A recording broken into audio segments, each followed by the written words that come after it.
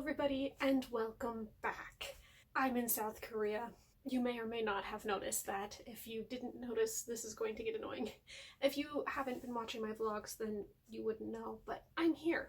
And one of the things I wanted to do while here is explore, basically. It's kind of the reason that I started doing mini adventures in Tucson.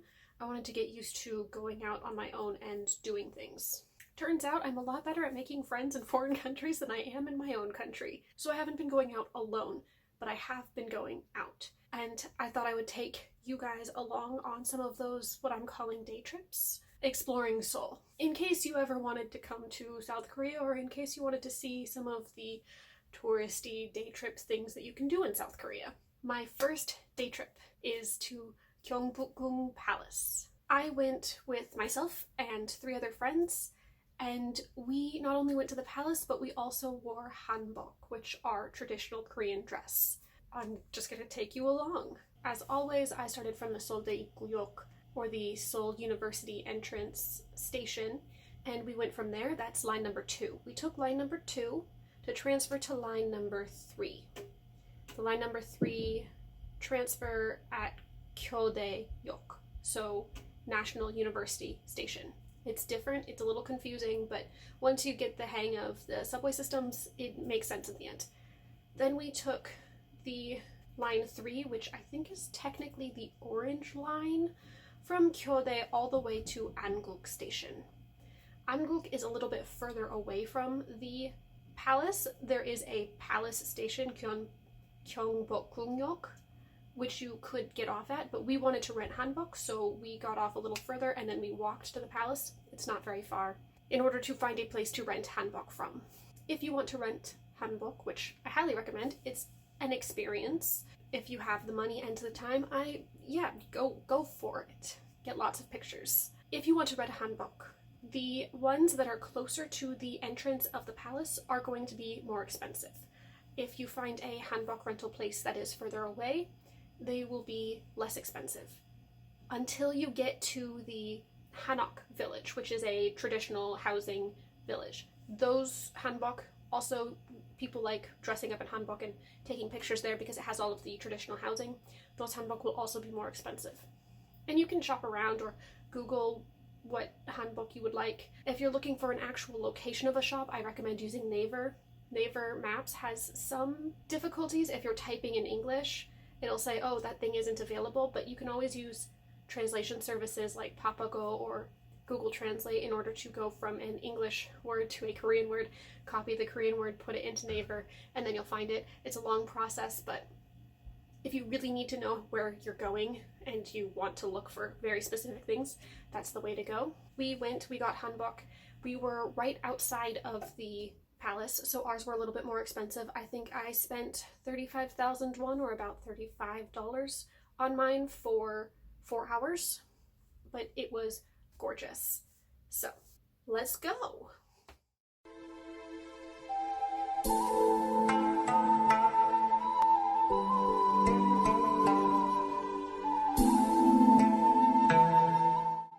The entrance fee for the palace is 3,000 won, or about $3 for those ages 19 to 64, or 1,500 won, or about $1.50 for those ages 7 to 18.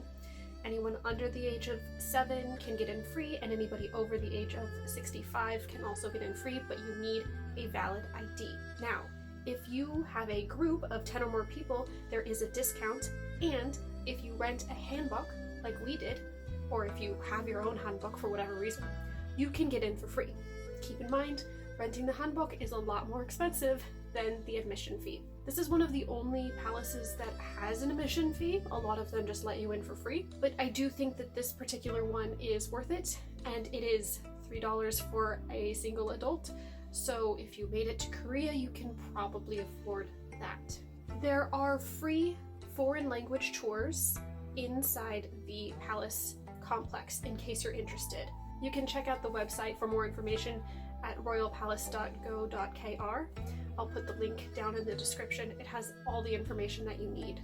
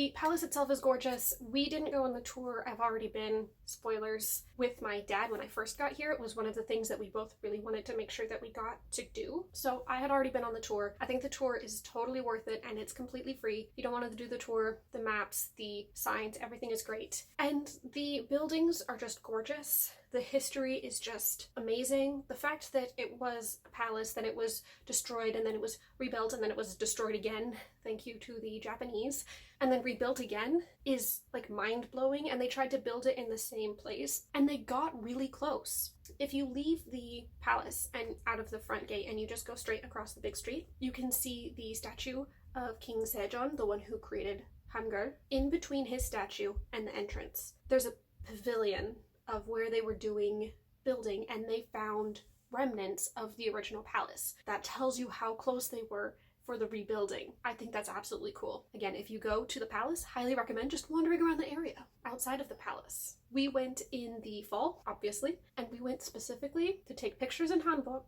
with the fall foliage, the pretty leaves.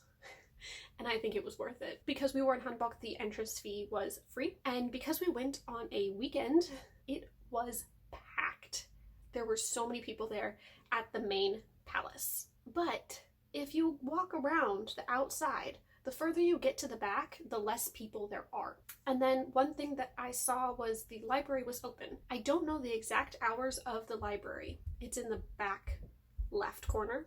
But if it is open and you get a chance to wander through that, I highly recommend. It was absolutely stunning. When I went with my dad the first time, the library was not open. So we just saw it from the outside, which is also really cool, but it is not the same thing. On the grounds of the palace, well, it's not on the grounds, it's directly next to it, there's a history museum to the left. If you enter straight on, you go through the main gate, there's a museum to the left, and then there's a folk museum to the right. Check both of those out, but be aware it's going to be very difficult to hit all three things in one day. I could spend a day at each different location, but that's me, and I take a really long time to museums and stuff like that. So if you are more of a browser than like I am, then you can do it all in one day. If you must do it all in one day, just be aware that you're probably going to miss some things, and hey, that's an excuse to come back. Overall, I love this location. I think it is an excellent choice if you are coming to Korea for whatever reason to visit. It's one of those places that is iconic, that is historically important, and that is a glimpse into the culture and into the past. So for whatever reason you're in Korea, I recommend coming. It could be a day trip, it could be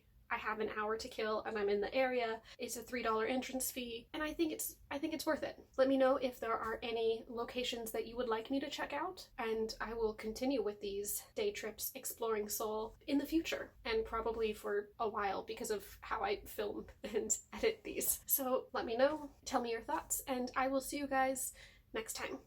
Bye!